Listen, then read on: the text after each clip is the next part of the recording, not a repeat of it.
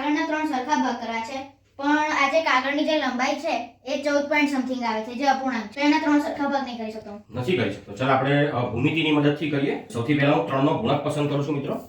3 નો ગુણક પસંદ કરવા માટે હું ઇંચ એકમ લઉં છું. 3 નો ગુણક હું સૌથી પહેલા 6 પસંદ કરું. અને આ જે સ્કેલ છે એની કોર્નર પર મિલાવું છું. 6 જે છે આ 6 માં એને હું આ લાઈન પર લાવવાની કોશિશ કરીશ. આ રીતે જુઓ, આ 6 થઈ ગયા. હવે હું અહીં 3 સરખા ભાગ કરીશ એટલે 2, એટલે 2 આગળ ટપકું કરીશ આમ, અને 4 અને આ 6 એટલે 2, 2 અને 2 સરખા 3 ભાગ થયા. હવે ફરી હું 9 સ્કેલ માપ લઈશ, 3 નો જ ગુણક લઈશ. મેં અહીં 3 દુ 6 પસંદ કર્યા. હવે 3 તારી 9 લઉં. હવે મારે 9 ના સરખા 3 ભાગ કરવા હોય તો 3 તારી 9 એટલે કે 3 3 થશે.